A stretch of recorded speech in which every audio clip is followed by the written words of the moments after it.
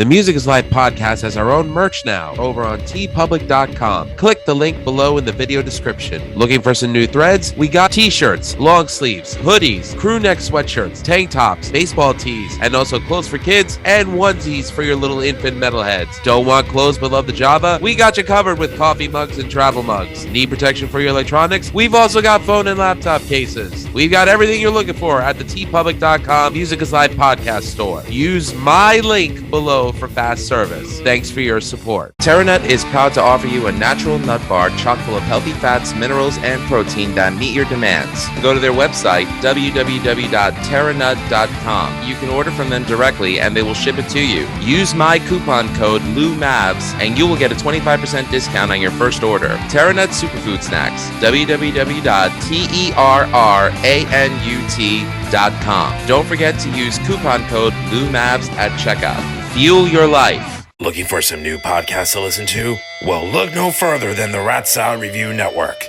Ratsaw Review is taking over the podcast world with plenty of shows to choose from within their network of entertaining programming, including the flagship show, Ratsaw Review, with Wayne Noon, Greg Noggle, and Lou Mavs, as well as occasional co-hosts Manny Mejias and James Lilquist. We also have the official Ratsaw Review spin-offs, such as Album vs. Album, Screams from the Grave, where we discuss beloved yet forgotten hard rock and metal albums of the past, and a King Diamond podcast called This Broadcast Belongs to Them. We've also got Old Man Metal's Musings, the Metal Thrashing Nerd podcast with Metal Thrashing Mike, the Timo Tolkki podcast featuring Stradivarius and Avalon founding member Timo Tolkki, the BS Sessions with Mark and Jerry, Just the Cheese Please, a podcast dedicated to cheesy films of the 1980s with Tara J. and Adam, and the Music is Live podcast with Lou Mavs. The Ratsaw Review Network is your go-to one-stop shop for the best podcasts out there today. Go to ratsawreview.com for more info, and to find out where you can find, follow, subscribe, and comment on YouTube, Facebook,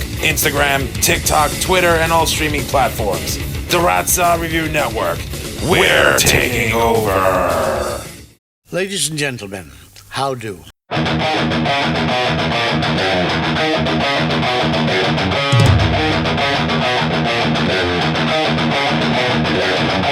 We are ready and waiting for you now. If it's a fight that you deceive, we've acquired our strength through pain. No more are we pathetic game. You are the reason why we claim that we've all become this way. And I regret this prison that I created for myself. Who can it be? Who makes us cry? Won't save us from ourselves. I close my eyes and then I pray that revenge can be as sweet as it sounds. We are the rebels that force from your hate as you play out. Someone wants to fight with you, to argue to, or make them up yell. My heart still beats, my eyes still cry, and I can't forgive you for this.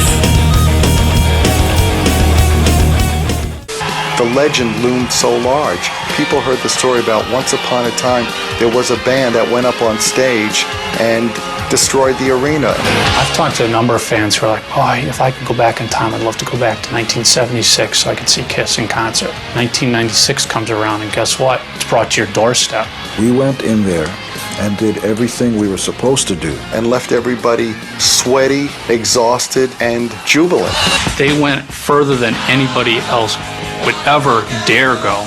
Kiss isn't just music. Kiss isn't just a stage show. It isn't just makeup. It isn't just merchandise. It just reminds generation after generation, this is an act that's fun and the music is great. History is oddly repeating itself, and if that's the case, Kiss continues. You know, even when Kiss steps off the stage from their very last show, Kiss is going to continue.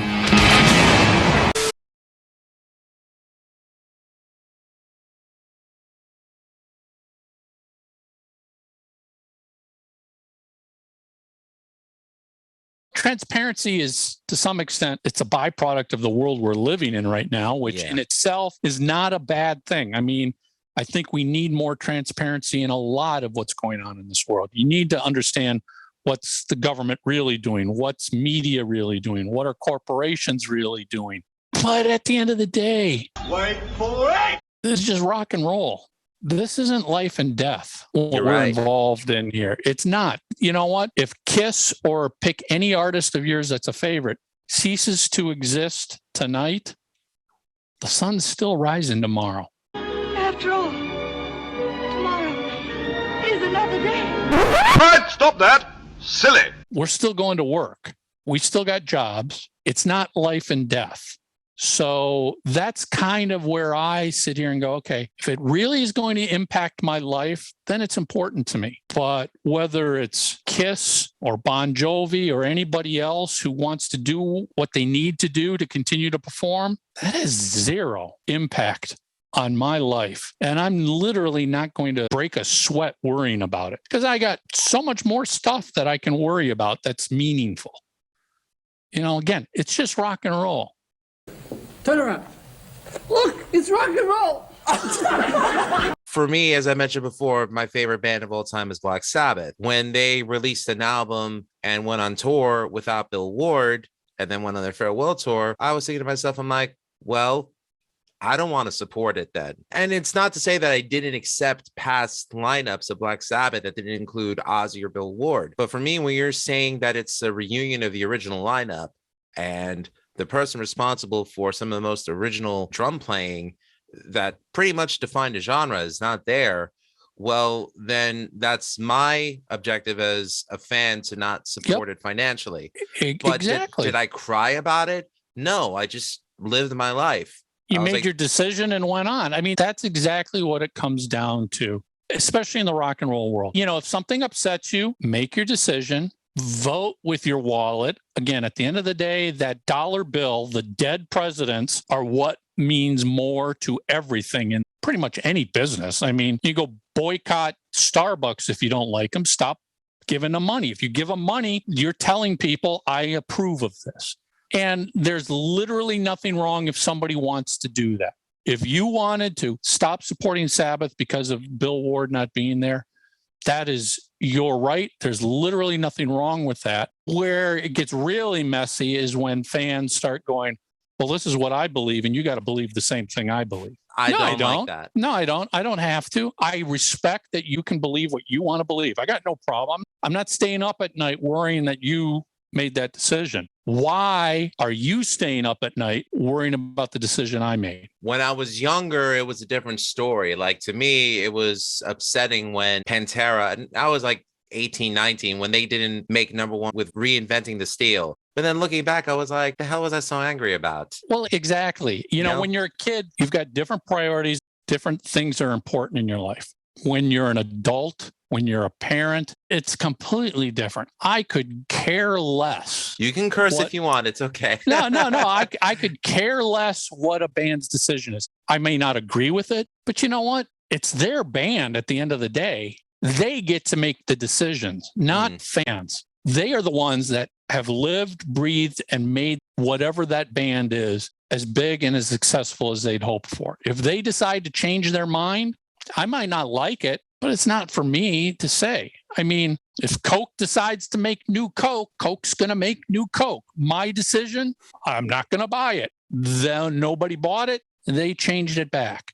But that decision isn't for us to have a say in. Nobody gets to have a say in what a business decides their plan is going to be. Do we get to decide whether McDonald's makes some new food or not? No, they make that based on their knowledge, their expertise. We can choose not to purchase it because we don't like it, but we don't get to have a say in deciding what a business does. A band is a business.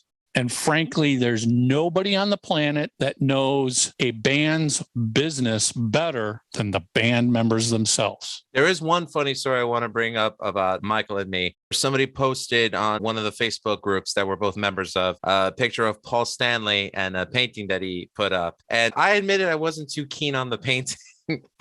I wasn't a big fan of it. So I posted up a picture of my goddaughter's painting, my goddaughter Lily, who I love dearly. Hi, Lily. Uncle Louie loves you. And I said, I'd rather drop $10,000 on this than Paul Stanley's painting. And Michael came out of nowhere and said, is your goddaughter selling her paintings for $10,000? I'm like, God damn it. Good point. But, I didn't take it personal, and I was willing to admit, I'm like, all right, he schooled me. It's all good. I mean, that's the problem. I don't know. Maybe it's a good or bad problem. So many fans take things way too seriously. Rock and roll, in my mind, has always been about having a good time, having fun, escaping from the serious bullshit in your real life.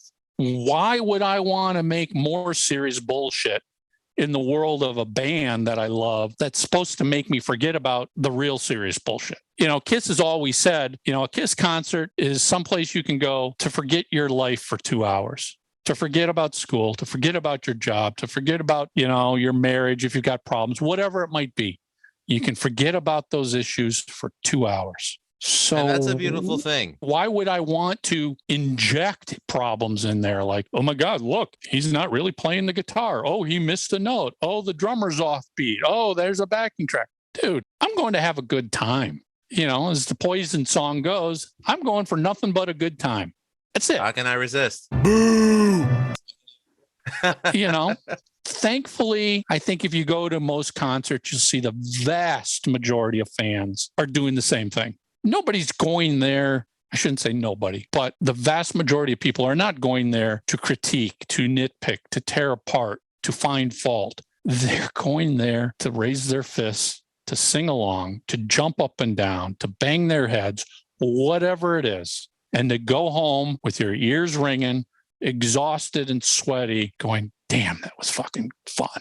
What would you say in your experience were challenging and rewarding moments in your career with the bands you've worked with? And it could be anybody. It could be Kiss. It could be Ozzy, Madonna, Dream Theater. I'm pretty sure that every artist you work with has their quirks. There must have also been those moments where you're like, yes. I would say one of those moments was definitely when we successfully launched the KISS VIP program in 2003. We had no idea if that was going to work or not. It worked beyond what anybody could have ever imagined and hoped for. I mean, to the point it became a standard in the concert industry to do VIP programs. KISS is still doing them. When KISS started them, they did them better than everybody else, and KISS is still doing VIP programs better than anybody else. I've seen some bands do just embarrassing VIP programs. KISS, they give you your money's worth. They want to make sure the fans get their value. So that was probably one of the biggest, proudest, successful moments I've had. Every band, like you said, has them, whether it's, landing a great review, landing a video premiere somewhere, selling out shows. For the most part, there's always something exciting and positive that every band has. And that's part of what I enjoy most out of this. Is like, you just never know going into any band, what's going to click, what's going to connect, what's going to work. Because the same thing you do for this band doesn't work for that band. I remember first hearing about you back when I watched the VH1 special on KISS called Behind the Makeup. I'm happy that the same stance you took then is the same stance that you take now. If anything, you're just more wiser to the changes in the industry. It's cool for me to say that the person I saw on my TV 20 years ago, the person that I'm talking to on Zoom right now, is the same person, the same ethics, the same values, just more experience and actually doing it. At that time in 2000, 2001, KISS was my favorite band in the world. Having discovered them at the age of 13, I had just witnessed the farewell tour. That was my first and only time ever seeing the band. So we're talking the first night of Jones Beach in June of 2000. As a kid, having seen the original lineup and what I thought was their actual farewell tour, which time showed that it just ended up being more of a farewell to the original lineup. I'm not going to lie, as a fan, it was heartbreaking, but it was more confusing. And many people will say that it was the worst tour of the original lineup, probably worse than what the Dynasty tour was because of substance abuse and things like that. And that's not my place to say. I'm not here to say, well, people were wrong for saying that. I know when I saw it, I had a hell of a good time and I enjoyed it. The demand for KISS was still there. Here we are 20 years later. We're at the end of the road, so to speak. 10 years ago, when I first discovered Three Sides of the Coin, and it was the original three, you with Tommy and a certain person I won't mention, you have You've dealt with Kiss fans on a daily basis on social media and on the show. What do you think separates Kiss fans from other fans? Like, what is it that you think makes them tick, really? And most importantly, what do you think they kind of mostly missed the point about? You kind of mentioned it already where you said it's just rock and roll. And I agree with you on that. But even I have to admit that what scares me as a fan is when fandom goes too far. I could say that about myself. Yeah. I mean, let's be honest. That's what scares artists.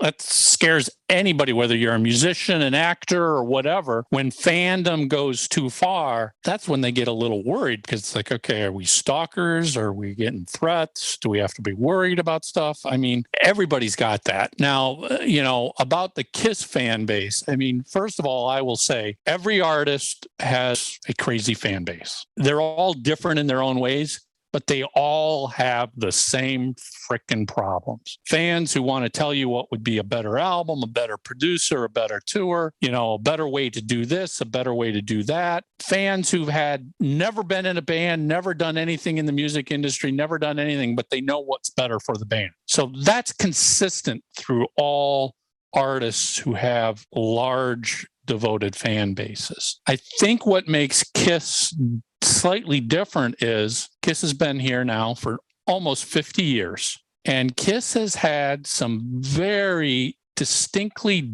different eras of the band. You've got the early Kiss. We can say Kiss from the debut album through Love Gun. That was classic Kiss, classic era Kiss. And then you've got solo albums through The Elder, which is, oh my God, what happened to Kiss? They lost their way. They got lazy. They got rich. They got whatever it is. And then you got Dynasty and Unmasked, disco and pop Kiss. You got The Elder, which is like, what the hell, Kiss? I love that album, and I don't care what anyone says. Well, no, but again, I enjoy it a lot. But timeline being everything, as we say in the show, if you were a Kiss fan when that came out, that was rough. That was rough to be a Kiss fan when Unmasked, when Elder came out, because you were ridiculed everywhere you went if you professed to being a Kiss fan. But then, of course, you've got from Lick It Up through Revenge. No makeup, only 2 original members, different sound, different style. You've got the very controversial Vinnie Vincent guitar player, and then you got makeup brought back. And all of a sudden they're basically a nostalgia band. Yeah, they did Sonic Boom and Monster, but for the most part, they just became a nostalgia band living off of their past. Yeah, I will say Monster was as good as anything that they released in their heyday. Absolutely. But I mean, they were basically no longer an active recording band. It wasn't like Kiss from 73 through Revenge, where if you were a fan, you basically knew every year it was going to be a new tour, a new album. You could count on it. In 96, that stopped happening. So you've got all these very dramatically different eras with very different sounding albums, with different members in the band. Boy, every one of those things becomes a point of argument. Who's the better guitarist? This person, that person. Who's the better drummer? This person, that person. What's the better album with no makeup? What's the better album with makeup? What was the better tour with this guitar? Think about it when you have a band that's only been around for 5 years and maybe only did 2 tours and released 2 albums. There's only so much a fan can argue about in that sort of fan base. Kiss is, like I said, they've been around for nearly 50 years. And they've given us plenty to debate, plenty to go back and forth on. And they've been around so long that there are now people who discovered Kiss well after the 70s heyday. Yeah. I mean, can you fault them for not being as big a fan of the 70s? They weren't born. They weren't around. How could they be as taken aback by Kiss in the 70s as we were when we were there? But that makes you no less of a fan. You just became a fan in a different period of time, but you're still just as important a fan. And I think what you've got are Kiss fans who are like, well, my memories are the best and most important memories. And you can't tell me they are. Yeah, well, that's the whole point. They sit there and go, you can't have better memories than I can. Yeah, I can. I do. I don't have your memories. I wasn't raised by you. I wasn't in your time frame. Every band has that, but Kiss fans, I think there's a lot more that they can use to slice and divide and debate and this versus that. And very few bands have the depth of history that Kiss has. I mean, we're talking bands, the only bands that, they're in that same league are Beatles and Rolling Stones, bands that have been around for that long and are still around creating material. ZZ Top, Scorpions. I mean, Tommy James and the Shondells. There's very few bands that have been around consistently for that long, continuing to create. Creating could be a tour, could be an album, could be a book, but the longer you're around, the more stuff your fans are going to have to argue about. And I think that's what Kiss is fortunate in that sense, that they're, again, we've done a weekly Kiss podcast for 10 years. Believe me, a lot of people have said, is there that much stuff about Kiss to talk about every week for 10 years? You're talking about 50 years of history. We never thought there would be, but yet here we are, still finding stuff to talk about. They're still creating and releasing stuff. Okay, they just released Kiss Off the Soundboard at Donington. Guess what? New thing we can talk about. Touring Europe, slightly different stage. New thing we can talk about. There's always something there with these guys. Or even finding people who were involved with different members of the band in one facet or another, I mean, sure, yeah. You've had Lydia Chris, you've had Gordon Gigi Gebbert, you've had drummers that have filled in for Peter. It was the one tech that you had. We had Kevin Valentine, who was the drummer on Psycho Circus. Correct. I remember that. Eddie Cannon, which was Peter Chris's drum tech. Thank you. That was his name. I apologize, Eddie, for not getting your name. Played the one show wearing Peter's makeup. That whole makeup and other people wearing makeup, that in itself is a million discussions to be had. And as we know, people will forever discuss that. Is it right? Is it wrong? Well, again, at the end of the day, my take is I got no say in the matter because it's not my business. 2 guys sold their makeup to 2 guys who bought the makeup. It was a legal transaction. Everybody agreed to it.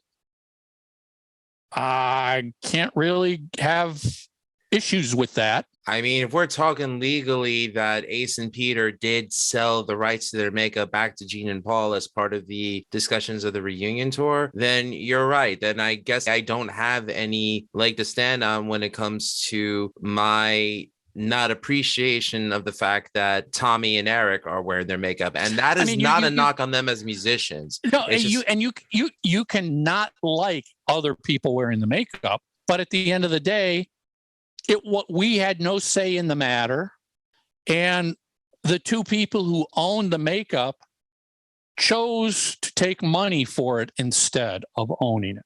I mean, that's basically what happened. Somebody said, we'll give you X, Y, and Z in exchange for the rights to your makeup. And they said, yes. They signed a contract. They said, yes. So if the guys who created the makeup and made that legacy sold it, how can I be as upset? Because maybe they regret it now, but oh well, you can have regrets, but you sold it.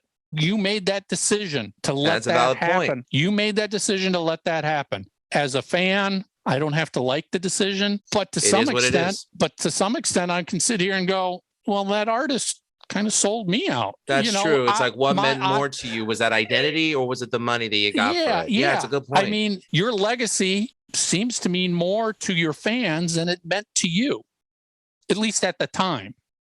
Maybe looking back now, they regret it, but hey, that's a business deal is a business deal. And, lawyers advised you on this and you signed a contract. So, and again, it is the music business. Key word is business. I would imagine when they sold the makeup, they had no idea that Kiss was going to become even bigger and more popular and more profitable. Who never thought they'd do a movie with Scooby-Doo? You look at the 80s and it's like Kiss was struggling to get through the 80s. Gene and Paul go, okay, we want the makeup. Oh, okay, well, there's no history to Kiss. Let's take what we can get from this. At the time, it made sense.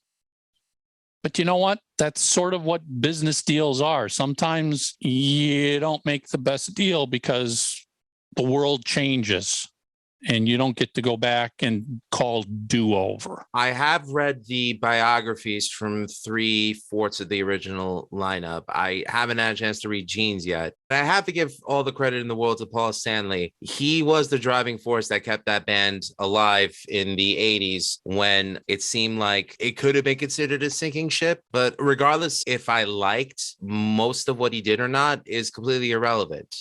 If it wasn't for him, we probably wouldn't even be talking about Kiss today unless we were talking about bands of the 70s that came and went. Yeah, so, I got to give him credit. I mean, he's the CEO of a company who helped that company survive a significant change in the marketplace and their product. And, and again, I'm trying to use that in a general term so people sit here and go, oh, well, yeah, it could have been General Motors. It could have been Chrysler. It could have been McDonald's. It could have been anybody. He did what he thought was best to keep his business running and moving forward and active. And there's always going to be questionable decisions, but I think history will look back and go, he did the right thing because they made it through the 80s.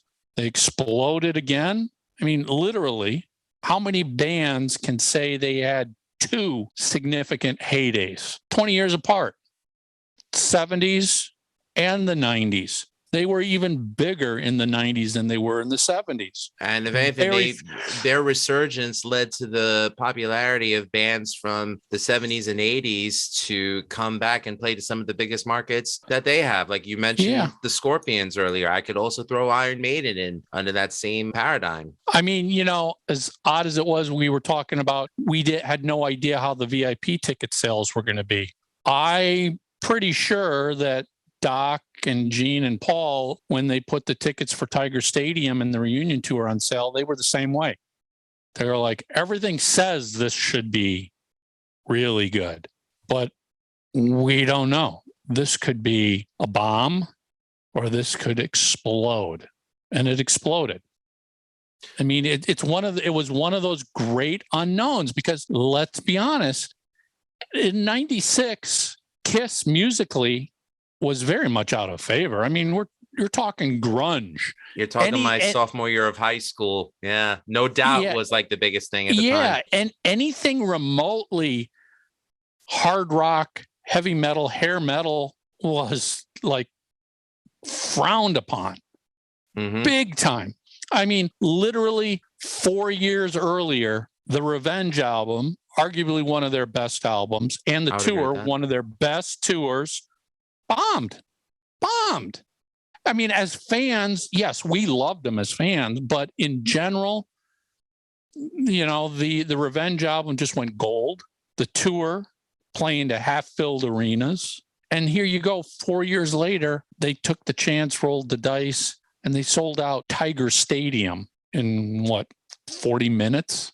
About that time, 70 minutes, 40,000 tickets in 70 minutes or something like that. And then the tour itself ended up being the highest grossing tour of the year. And I remember right before that, the last tours that they did with Bruce Kulick and Eric Singer, they did their tour of Japan and they did the tour of Asia. And they also did the tour of South America where they headlined Monsters of Rock, I think it might have been Brazil or Sao Paulo, I think. And if I recall correctly, I think I read 80,000 people.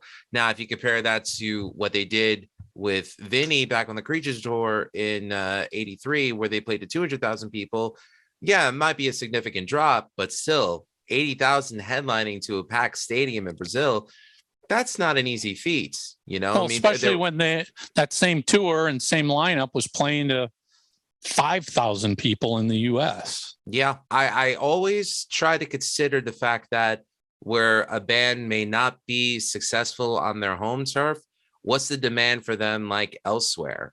Because I love my country. I love the United States. I'm proud to have been born here. But to me, the United States is not the be all end all for a band's success. You know, I mean, we'll take a band like Mr. Big, for example. Huge in Asia. They were huge over there, drawing arena numbers for their performances. Yeah, in the United States, they probably couldn't play a 1,000 seater because people will always think of them as a To Be With You band. But you know, I'm just trying to come at this objectively. I think objectively, all bands know if you want to succeed, if you want a career, you've got to break in the U.S. because there's so many markets you can play in the U.S. You know, multiple markets in every state. You know, you can't have a career just playing Japan. There's a half a dozen shows you can do. Can you do it every year? No, because you're going to wear your welcome out. You'll wear your welcome out anywhere you go if you play over and over and over. So one of the things KISS and a lot of bands basically are good at is when they see things changing in the U.S., they know when they can go to other markets to kind of buy time. KISS did that back with Unmasked. Unmasked in the U.S. was a flop, an absolute flop. They did one show in the U.S., and that was just a show to introduce Eric Carr. No tour. But they toured Europe, and of course, we know what they did in Australia. They're huge. That concert to this day is my favorite KISS concert that I've ever seen on video. Was that Sydney, Australia show. The ferocity that they played those songs with. I love Eric Carr's drumming. They knew they could go to another market. Creatures of the Night, incredible album. The tour was an absolute failure. Even with the Plasmatics as an opening act. Even with the Plasmatics, even with the amazing Vinnie Vincent that people claim saved KISS, that tour got canceled. They did 50 some shows, and then they pulled the plug on that tour. They were playing to, again, maybe 5,000 people, half-filled arenas. But that tour went down to Brazil, and we know they played to a couple 100,000 people. Could they play 200,000 people every year in Brazil? No, because the demand wouldn't be there year after year after year. They also know they could hit Japan, which they did. You know, that sort of post-revenge tour. They did a non-makeup tour in Japan. They know where they could go for a year or so to buy time. They've got a market that'll support them. They'll look like superstars there. Hopefully things will change. They can come back to the U.S., regroup. You know, all bands are looking at it that way. It's like, you know, kind of like, where are your safety net markets? Ultimately, if you want a career for 50 years, you got to be able to succeed in the U.S. You know, I'm happy to say that every time I have a guest on the podcast, I always try to learn something from them. Like, I always try to hear them out. I have to say, this is probably one of the most fun, most informative episodes that I've ever done. I'm beyond stoked and proud of the fact that you were willing to come on, and all I did was I just asked you via email, and your perspective on things is refreshing, and it's great to have a conversation about it as two mature adults and feel good and feel like not necessarily that something had to be accomplished, but the discourse was awesome.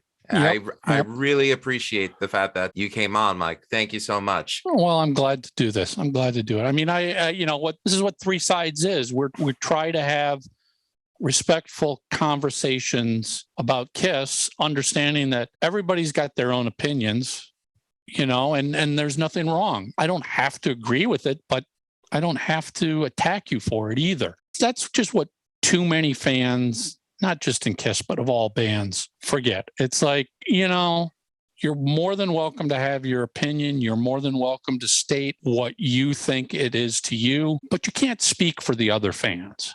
You can't say all the other diehard fans think like me. No, because all I got to do technically is find one diehard fan that doesn't think like you, and your whole argument is sunk. Yeah. So you can express your opinion all you want, but you have to respect and accept that other people can do the same. And ultimately, at the end of the day, again, isn't it just rock and roll? And we just want to listen to some great music and go to some fun concerts and, smile, shove our fists up in the air a few times, maybe have some memories of when we saw them last. I mean, that's all this is. At the end of the day, it's about somebody going and having a good time. That's really what it's all about. And I'm one of those fans that's happy to admit I'll put on crazy nights if I feel like smiling or feel good driving in my car, going to pick up my daughter from daycare. You know what I mean? Like, that's the kind of person that I am. It's like, I don't care if the majority think it's a bad album. I like it. I'm also of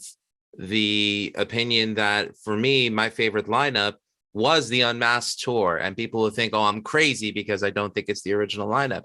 Never knocking the original lineup. I'm just talking my preference, what I look for in a band. And for me, like that Unmasked video, that tour, because my brother got me a bootleg of it when I was 14 as a birthday gift. This was around the time that their warehouse got stolen and people started bootlegging the videos, and somehow he managed to find me one. I won't say who it was, but they're probably not around anymore. But still, the fact that I was able to see that as a 14-year-old and be blown away with it, and see Ace playing a black Les Paul, that's what made me want to go out and buy a black Les Paul.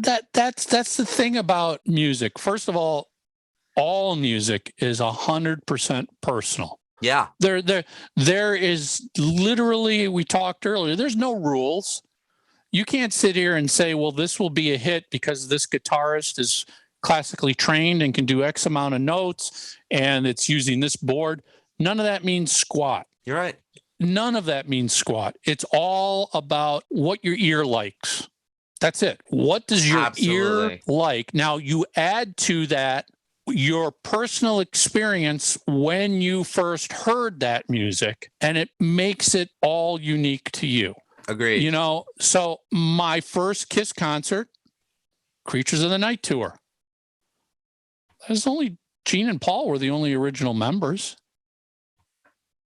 But I don't care. That will go down in history as being the best concert I've ever seen by Kiss, and probably one of the best concerts I've ever seen, period. Now, a lot of that is because of timeline. It was my first Kiss concert. It was, emotions were exploding. The album was great. I felt like Kiss was back, but that was unique to me.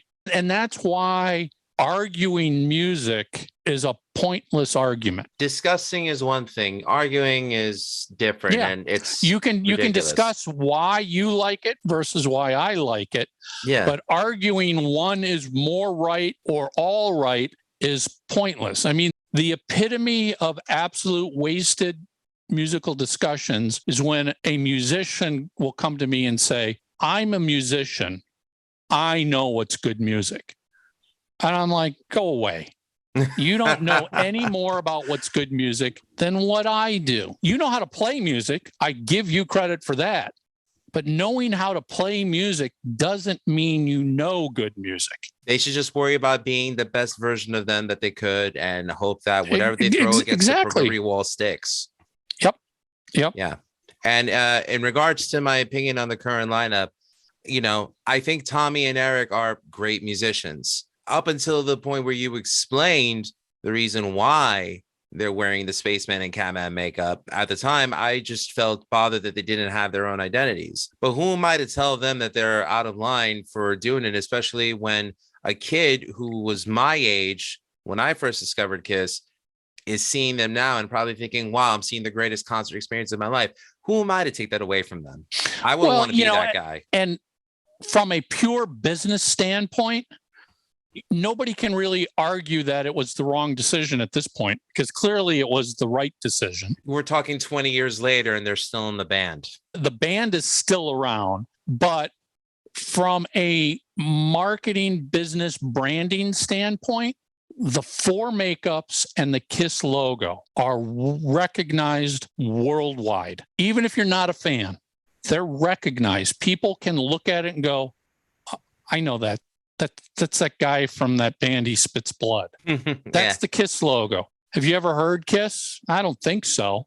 Although if you start playing them songs, they'll probably go, oh, I remember that. I remember that. But as a business and a brand, those four makeups are what people are buying. It's not 78, 80, 81, 82, when you've got new members and new makeup coming in. That's 40 some years ago, a completely different time, a completely different world. And frankly, let's be honest, the Vinnie Vincent makeup, it didn't do anything. It was literally only seen on one tour and no album covers. And the one tour was a bomb tour.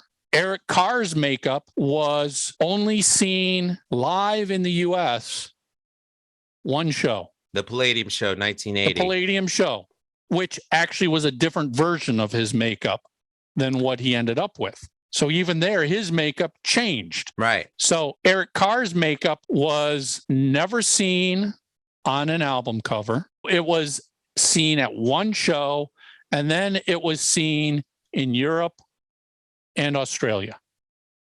So I know as Kiss fans, we have great love and appreciation for it. It meant a lot to us.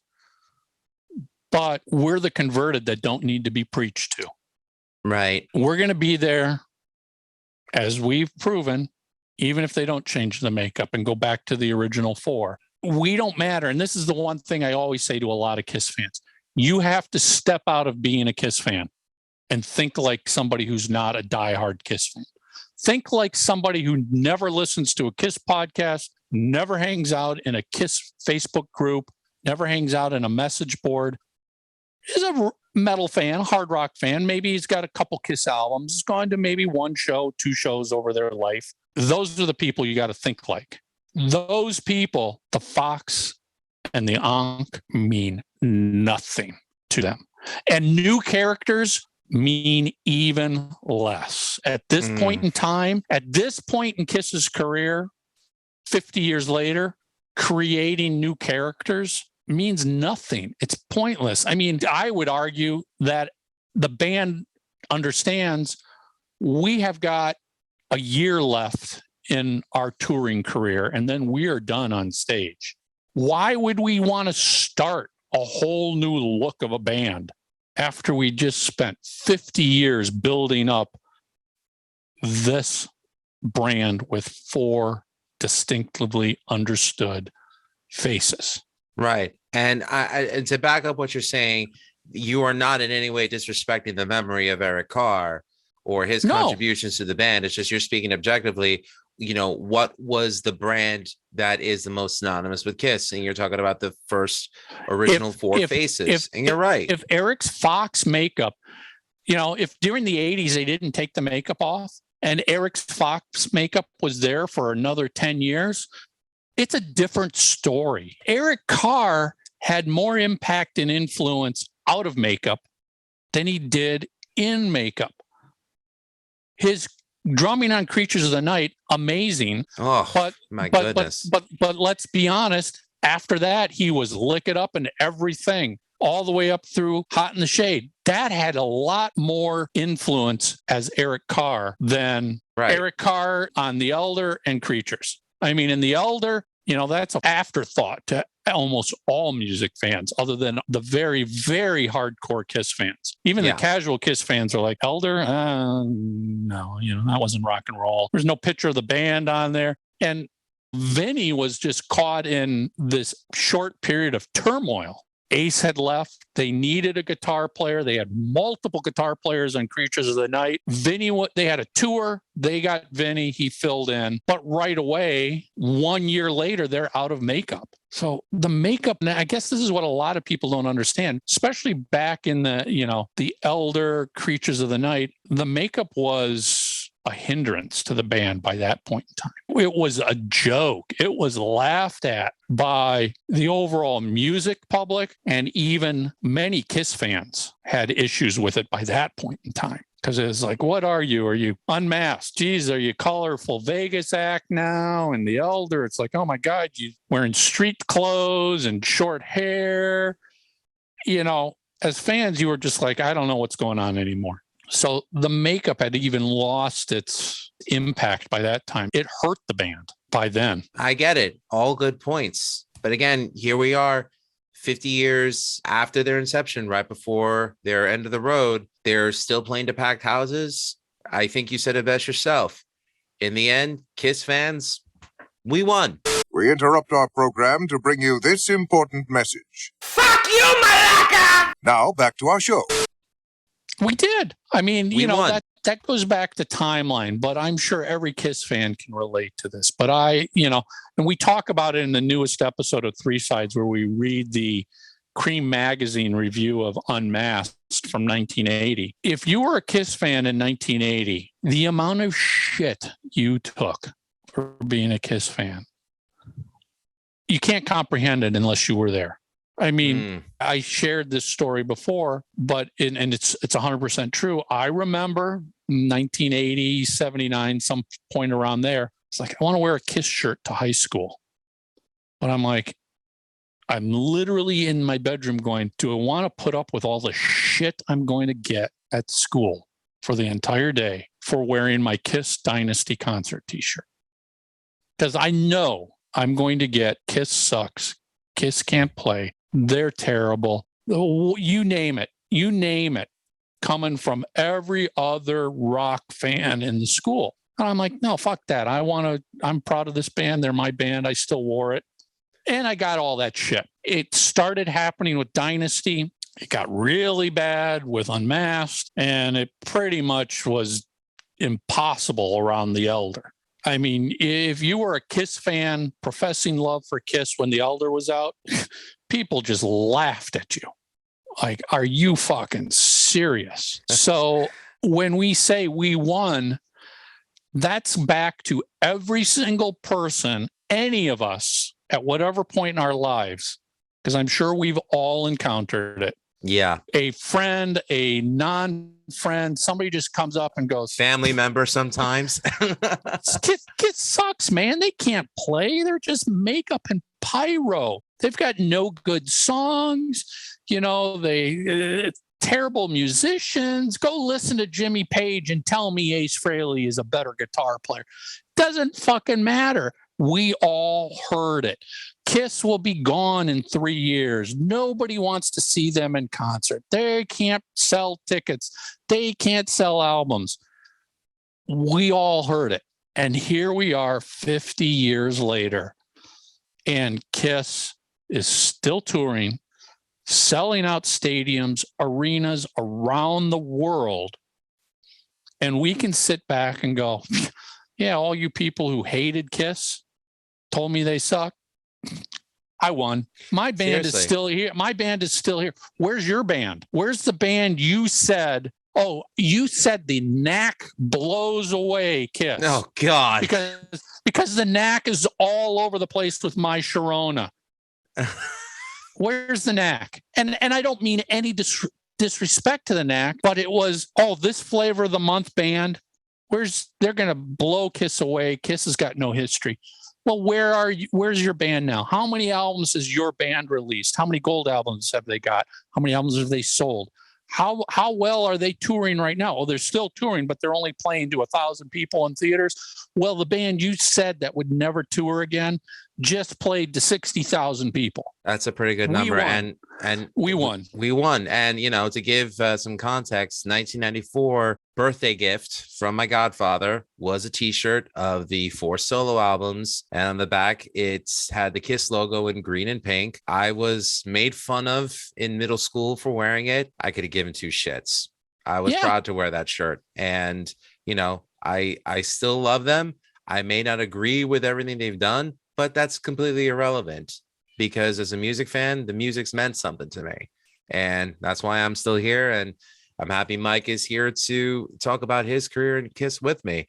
Mike, one final question. If people want to hire you for your services, or if they want to know more about what you're doing with both of your podcasts, where can they go? Just head over to my website, michaelbrandvold.com, and that's BRAND as in David, V as in Victor, OLD, michaelbrandvold.com, and you'll find my services, links to the podcast. I'm everywhere. I'm on Facebook, I'm on Instagram, I'm on TikTok, I'm on YouTube. You just search for me, you'll find me. Everybody got that? Mike, thank you so much for coming on to the Music is Live podcast. I had a blast, and really it was an honor and a privilege. Thank you so much. Thank you so much, Lou. If you want to know more about the Music is Life podcast, check us out over at musicisLifepodcast.com. Also check out my link tree, which is Music is Life Podcast. Also check out our parent network, Ratstar Review, over at ratstarreview.com. And remember, everyone, all art is valid. Cheers and have a good night. For now. So don't you cry another tear for my new angel boy. We are the rebels that forge from your hate as you plan. Someone to fight with you and argue to or make of you. My heart still bleeds, my eyes still cry, and I can't forgive you for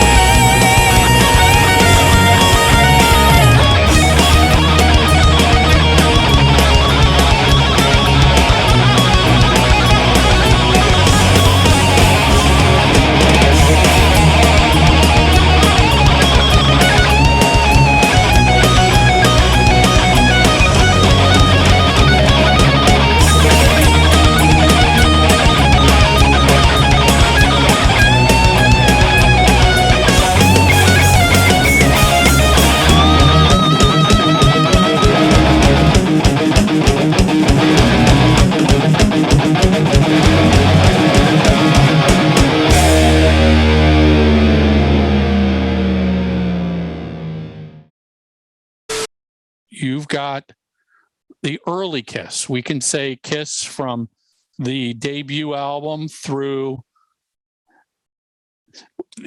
Kiss through the debut album, through Love Gun. That was classic Kiss, classic era Kiss. And then you've got